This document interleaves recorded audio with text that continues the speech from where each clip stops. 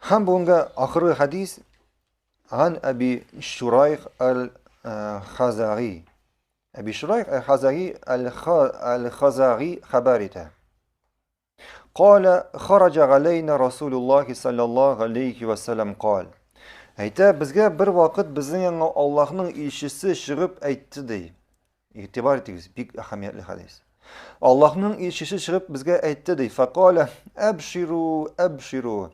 Сөенегез. Ягъни Аллаһның илчесе сахабаларына чыга әйтә, сөенегез, сөенегез ди. Әлейсә ташһадуна ан ла илаха иллаллаһ ва анни расулуллаһ. Сез ди Аллаһтан башка гыйбадат кылырга лаек булучы зат юк һәм мин Аллаһның илчесе дип шәһадәт китермисезмени ди. Ягъни сөендерә, әгәр сез шулай дип шәһадәт китерәсез икән, сөенегез ди, сөенегез ди. Калу нагам. Шунда сахабалар әйттеләр, әйе, китерәбез. Кала фа инна хазал Кур'ан. Шунда пәйгамбер әйтте, шунда бу Кур'ан ди. Бу Кур'ан ди. Сәбәбун тарафуху биядиллах ва тарафу биайдикум. Ягъни шушы Кур'ан җеп шикелле, бау шикелле ди. Бер ягы кемдә, бер башы шу бауның. Кемнең кулында? Бер башы Аллаһның кулында, бер башы тарафуху биядиллах ва тарафу биайдикум. Бер тарафы, бер башы сезнең кулыгызда. Сезнең кулыгызда ди. Фатамассаку бихи. Һәм шушы бауга ныклап ябышыгыз ди. Ныклап ябышыгыз. Фаиннакум лан тадиллу ва лан тахлуку бa'даху абадан. Әгәр шушы бауга, Кур'ан дигән бауга ябышсагыз, шуннан соң сез бер кашанда адашмаячаксыз. Бер кашанда адашмаячаксыз һәм халак булмаячаксыз. Һәм халак булмаячаксыз ди. Халак булу ул диннән тайып булу. Халак булу ул диннән тайып булу. Шуңа күрә әгәр дә Кур'анга ябышсагыз, сез бер кашан адашмаячаксыз һәм ягъни диннән тайып булмаячаксыз. Бу хадистә беренче шәһадәт китерүнең фазилаты. Шәһадәт китерүнең фазилаты. Әгәр син бүген шәһадәт китерәсең икән, ашһаду ан ла илаха иллаллаһ ва ашһаду анна Мухаммадар расулуллаһ ди. Әлбәттә шәһадәт китерүнең аның шартлары, аның ваҗибатлары, аның арканнары бар. Ягъни шәһадәт китерү кыскача әйткәндә, ул шушы шәһадәтнең мәгънәсен аңлап, шушы шәһадәтне тормышка ашыру. Син бүген әгәр ашһаду ан ла илаха иллаллаһ ва ашһаду анна Мухаммадар расулуллаһ дип әйтәсең икән, ләкин бу сүзләрне тормышка ашырмыйсың икән, бу сүзләр син күңелеңдә, йөрәгеңдә, гамәлләреңдә түгел икән, бу шәһадәтнең файдасы юк. Бу шәһадәтнең файдасы юк. Шулай бу хадистә Кур'анның фазилаты кем аңа ябышса, ягъни Кур'анга ябышу, нәрсә ул Кур'анга ябышу? Әйтегез миңа, нәрсә ул Кур'анга ябышу? Кур'анга ябышу нәрсә ул?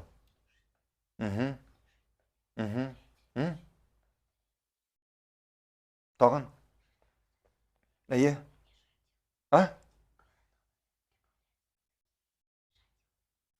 Кур'анга ябышу ул нәрсә белән? Гыйлем белән. Гамәл белән. Ягъни син Кур'анны укуна түгел, Кур'анны аңлау, мәгънәсен, тәфсирен, һәм шушы Кур'анны гамәлгә ашыру. Шушы Кур'анны гамәлгә ашыру, бу Кур'анга ябышу. Һәм шушындый кеше генә отышка ирешәчәк. Һәм шушындый кеше генә отышка ирешәк. Аллаһ Субхану Тәгалә Таха сурәсенең 123-нче аятында әйтә: "Фәмән иттабага худая фала тадиллу ва ла яшқа." Әйе, фала ядиллу ва ла яшқа.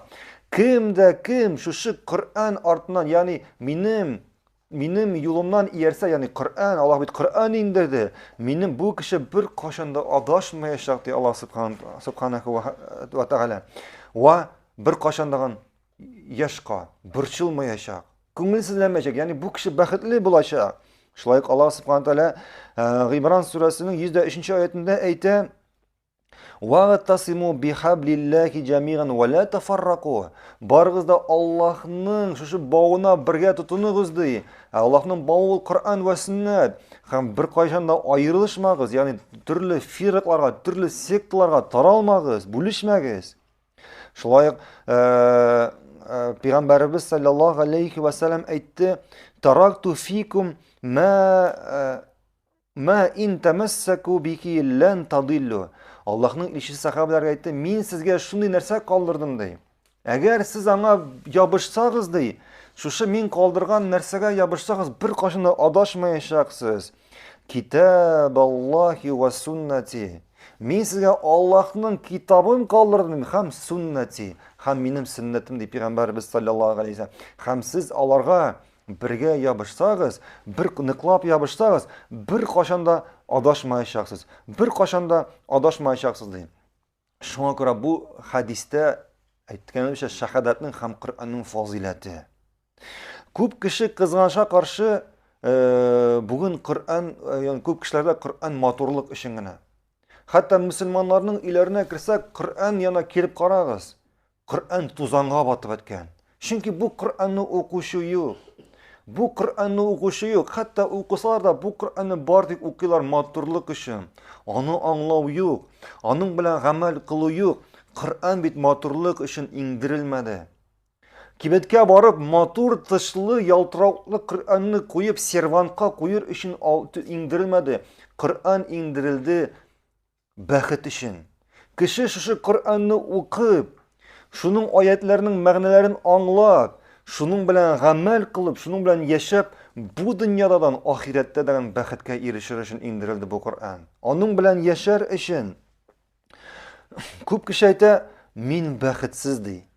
Мин бәхетсез ди. Ягъни күп кешене караса, ни гаиләсендә бәхете юк, ни тормышында, ни эшендә гел ниндер мәшәкать, ниндер бәхетсезлек. Һәм әйтә, мин барлык сәбәпләрне кылдым ди. Балаларымны укыттым ди. Балаларыма эш бирдем, аларга тәҗрибә бирдем. Ләкин бу син санап үткән бәхетнең сәбәпләреме? Кызганышка каршы бу бәхетнең сәбәпләре түгел. Бәхеткә ирешү ул бар тик Аллаһның диненә иярү генә. Бәхеткә ирешү ул Аллаһның диненә иярү генә. Менә син үзең күпме Коръан өйрәндең? Балаларыңа күпме Коръан өйрәттең? Күпме балалар белән Коръан укып, аның тәфсирләрен, мәгънәләрен, динне, шәригатьне өйрәттең? Шуңа күрә мөселманның тормышында мин мөселман дип әйткән кеше бер көнне дә Коръан укымаган бер көндә калырга тиешту. Коръан укымаган бер көндә калырга тиешту. Һәм галимнәребез әйтә, иң яхшысы көнне Коръан уку белән башлау. Иң яхшысы көнне Коръан уку белән башлау. Шуңа күрә син аңа Аллаһ Субхану тәгалә көн сайын 24 сәгать биргән. 24 сәгать биргән, шу 24 сәгатьнең күпмесен син Коръанга багышлайсың?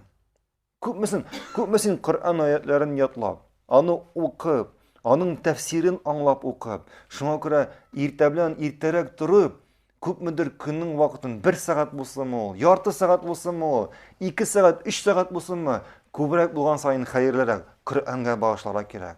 Шуңа күрә мөэминнең, мөселманның Коръан укымаган бер көнне дә булырга тиеш түгел. Бер көнне дә булырга тиеш түгел. Бүген әлхамдулилlah, Аллаһ Субхану тәгалә җиңеләйтте. Коръан дәресләре бүген бар.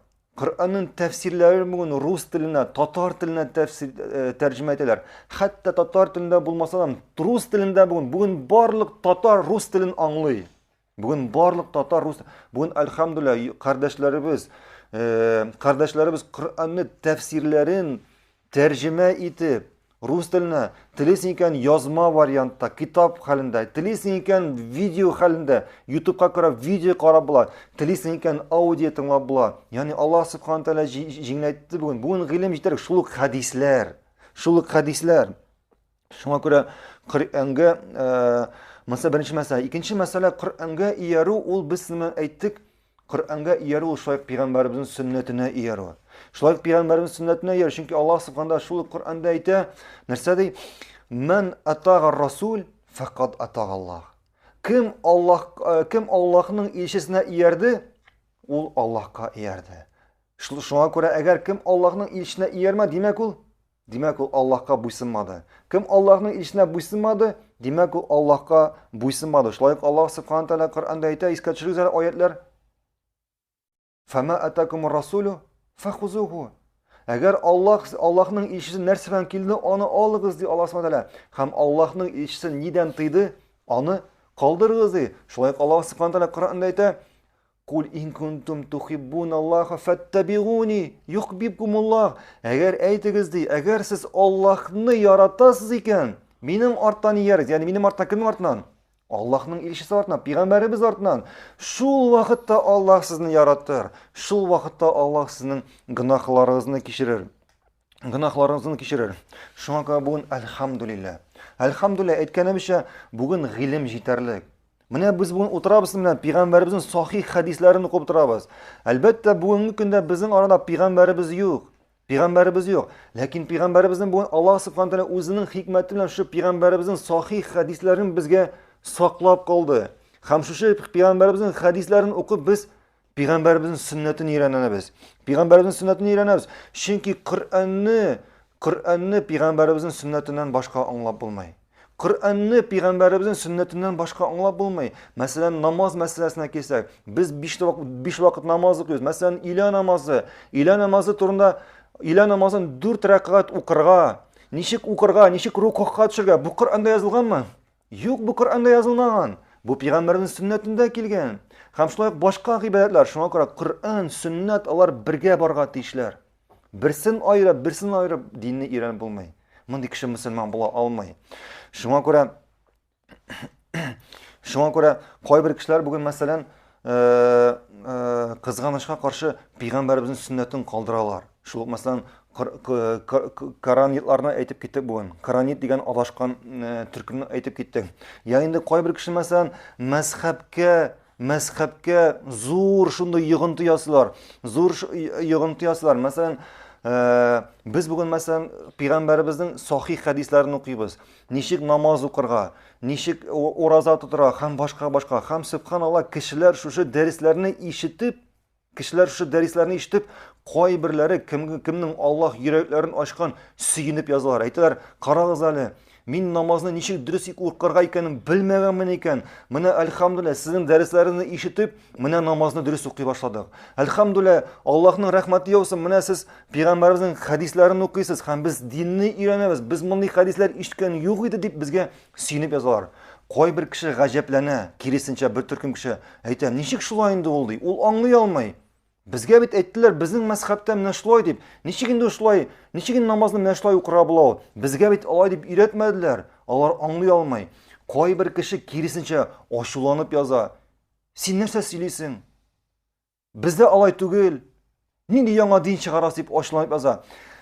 Кешеләр бүгенге көндә динне нәрсә белән хөкем итәләр? Мәзһәб белән. Бу ялгыш. Бу адашу. Чөнки бит безнең дин ул Аллаһ каля Расул. Бу нәрсәне аңларга кирәк. Аллаһ әйтте һәм аның илчесе әйтте. Шуңа күрә бу кеше бүген мәсәлән ниндидер мәзһәбтә булып, Абу Ханифа мәзһәбе булсын ул, Малики мәзһәбе булсын ул, һәм башка 4 мәзһәбне нинди мәзһәбтә ияреп бара ул. Иртәгә аңа берәр пәйгамбәребездән берәр сахих хадис ишетә икән. Шушы мәзһәб белән хөкем итә башлый. Аның мәзһәбендә бу хадис бармы? Аның мәзһәбендә бу хадис туры киләме? Әгәр бу хадис туры киләкән, ул аны кабул итә. Әгәр бу хадис аның мәзһәбенә туры килмәкән, ул аны кабул итми. Безнең мәзһәбтә алай түгел ди. Ягъни ул Аллаһның динен, Аллаһның сүзләре, ул Аллаһның китабы һәм Аллаһның пәйгамбәренең сөннәте. Шушы Аллаһның динен нәрсә белән хөкем итә? Мәзһәб белән хөкем итә. Бу дөрес түгел. Киресенчә, нинди генә гамәлебез булмасын, мәзһәб булсынмы, башка булсынмы, галим булсынмы, имам булсынмы, аны нәрсә белән хөкем итәргә кирәк? Менә Аллаһның сүзләре һәм пәйгамбәребезнең сөннәте белән. Аллаһның сүзләре һәм пәйгамбәребезнең сөннәте белән. Әгәр сиңа менә пәйгамбәребезнең сахих хадис килде, менә синең мәзһәбең. Әгәр пәйгамбәребезнең синең мәзһәбең пәйгамбәребезнең хадисенә туры килмәкән, син нәрсә артыннан ияртиш? Мәзһәб артынанмы, әллә пәйгамбәребезнең хадисе артынанмы? Пәйгамбәребезнең хадисе артыннан ияртиш. Чөнки Аллаһ Субхану ва Тааля әйтә: "Ман атага Расул фақат атага Аллаһ." Кем Аллаһның илчесенә буйсынды, димәк ул Аллаһка буйсынды. Китерегез бүген безгә бер дәлил. Кайда безгә Аллаһ һәм аның илчесе мәзһәб артыннан ияргә куша? Кайда безгә Аллах һәм аның илчесе мәзһәб артыннан ияргә куша? Китерегез бер дәлил, ярты дәлил. Китерә алмаячаксыз. Китерә алмаячаксыз. Шуңа күрә әлбәттә без бүген шушы дәресне тыңлап кемдер уйларга мөмкин. Менә Рамил бүген әйтеп утыра, мәзһәб артыннан иярә кирәк түгел дип. Юк, без аның турында әйтмибез. Biz aның турында әйтмибез. Biz әйтәбез, мәзһәб артыннан ияреп, бер мәзһәбкә, мәсәлән, безнең шул Татарстан җирендә Абу Ханифа мәзһәбе икән. Бисмиллах, әгәр син мәзһәб артыннан ияреп шушы мәктәпнең Абу Ханифа дип аталган мәзһәб мәктәбенең китапларын өйрәнеп гыйлем аласың икән, әлхәмдүлилләh, Аллаһның рәхмәте. Бер кеше дә каршы түгел. Әйбәт гамәл, ләкин син шушы мәзһәбне бүген Пeygamberimizin hadislerinden, Allah'ın ayetinden üstte koyasın iken, demek indi bu mezhep sekteye aylana. Demek indi bu mezhep sekteye aylana, bu vakitte sen adaşuşu kişilerden bulasın. Bu vakitte sen adaşuşu kişilerden bulasın.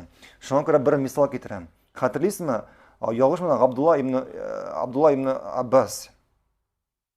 Hac vakitinde. Onun yanına gelir, biz bugün hac kılavuz. Hac, neyini türlü hac kılavuz biz?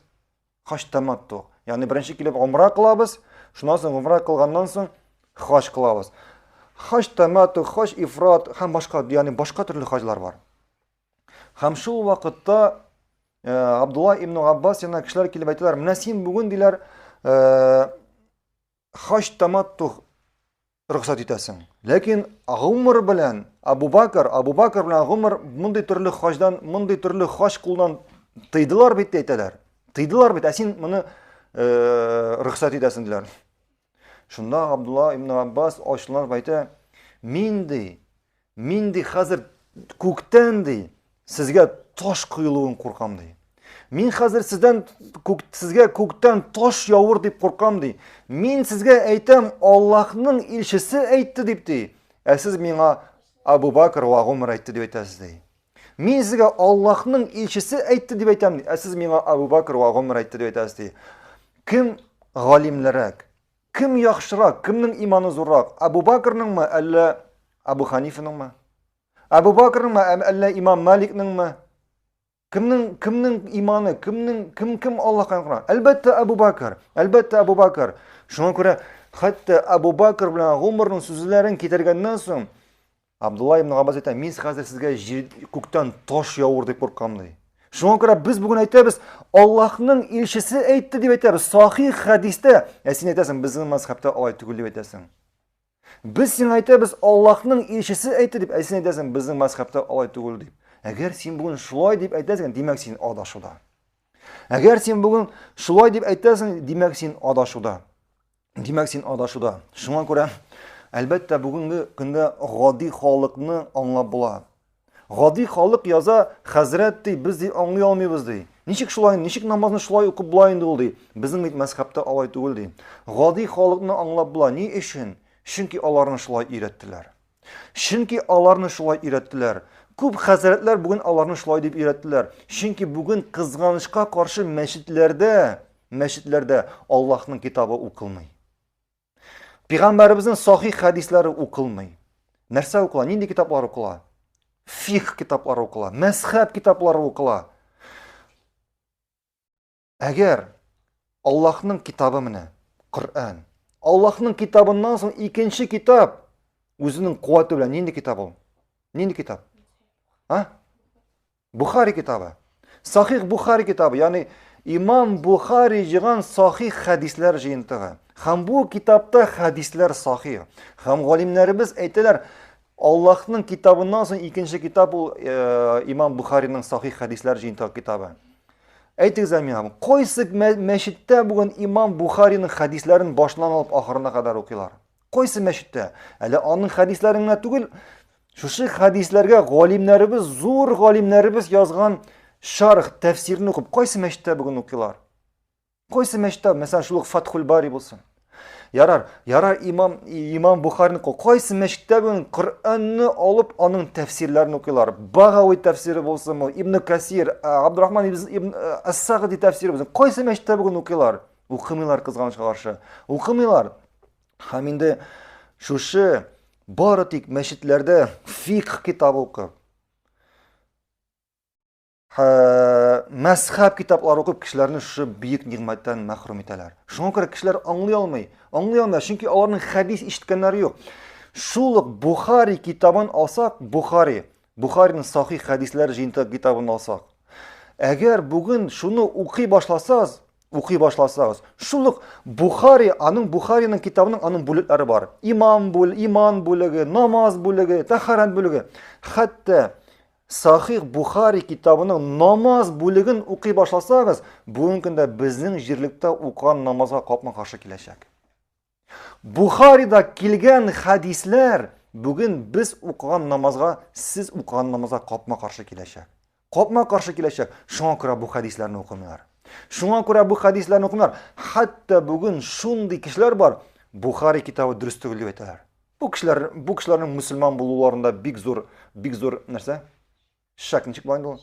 Shik. Bu kishilarning musulmon bo'luvlarida zo'r shik. Shunga ko'ra biz bugun bu hadisning boshida aytib o'tdik. Intabihu. Boshida aytib o'tdik. Bugungi kunda hadislar, tafsirlar tinglab bo'ladi. Alhamdulillah qardoshlar, shunga ko'ra qadrli qardoshim, eng birinchi sen o'rganishga tegish bo'lgan narsa ul Allohning kitobi. Shunga ko'ra tingla, kun sayin tafsir tingla, mashinada borganda, ishingda o'tirganda, naushnikda bo'lsinmi, telefonda bo'lsinmi, shuluq hadislarni mana bugun tatar tilida sahih hadislar o'qiymiz. Alhamdulillah bugun qardoshlar rus tilida endi bugun tarjima etmagan sahih hadis az qoldi. Lekin subhanalloh, eshitirga to'g'ri keladi. Bugungi kunda qardoshlarimiz, shuluq masalan Rinat Abu Muhammad bugun Qur'on tafsirin rus tilida, audioda, videoda yozdira. Ham u shu tafsirni olganda, tafsirni yozdirganda Bag'aviyning tafsirini oladi. Abdurrahman ibn Sa'dining, Ibn Kasirning ham shulay boshqa tafsirlar 4-5 tafsirni yig'ib bir darsda shuni beradi. Bir darsda sahih hadislarni deslab, kim tinglaydi bugun uni? Hatto qardoshlardan eshitiga to'g'ri keladi. Bugungi kunda agar qardoshlarimiz shu darslarni tinglay boshlaykan, shu hazratlar aytlar, ani tinglamag'izlar. Ya'ni minsini tinglamazlar. Allar bit vahabitdilar. Allar bit vahabit deb kishilarni shunday darsdan ayiralar. Yarar, men shulay deb aytgan kishidan so'raysiz, "Ne uchun vahabit ol? Soqol o'stirgan uchunmi? Ya'ni Allohning kitobini o'rgatgan uchunmi? Payg'ambarimizning hadislarini o'qigan uchun vahabitmi?" Yarar, agarda u soqol jibargan uchun vahabit ekan, demak payg'ambarimiz da vahabit. Payg'ambarimiz soqol jibardi, payg'ambarimiz Allohning kitoblarini o'qidi. Payg'ambarimiz ana kishilar delegatsiyalar kelgach, mazhab kitob o'qidimi? Yo'q, Allohning oyatlarini o'qidi. Demak payg'ambarimiz shundan so'ng vahabit bo'ladimi? Agarda qo'rqmaysan ekan, ayt payg'ambarimiz da vahabit deb. Anglaysizmi? Shuni shulay aytib, payg'ambar kishilarni, g'odiy xoliqni dindan, ilmdan ayiralar. Ne uchun? Chunki qo'rqalar. Agar u bugun sahih hadislar tinglay boshlaykan, Qur'on oyatlari tinglay boshlaykan, ertaga eng birinchi kelib shu hazratga aytashak. Ey hazrat, ne uchun bo'lay so'ngali bu? Mana men shulay deb eshitdim darslarda, sen bizga shulay deb aytasiz deb so'rov bera boshlayashak. Shunga ko'ra Allohning kishilarning ilmli bo'luvin, tajribali bo'luvin, aqlsiz kishilar bilan idora etu yengilroq. Anglaysizmi? Bulay deb ishlaydi deb aytar ekan, bulay deb ishlaydi. Ayda kelib namda aqsha ber deb aytar ekan, bunda kelib aqsha bera. Anglaysizmi? Shunga ko'ra aytasiz biz payg'ambarimiz bugun musulmon kishisi, agar sen o'zining diningni durust yo'ldan borasan kelaykan, mana bu hadislarni saydi, mana bu jibga niqlab yopishsangiz, bu jibning bir boshi Allohning qo'lida, bu bovning ikkinchi boshi kimning qo'lida? Shu Qur'onni o'qigan kishining qo'lida. Shu Qur'onni o'qiganda, shu Qur'onni anglab, shu Qur'on bilan amal qiluvchining qo'lida edi. Shu vaqtda siz adashmayashaksiz.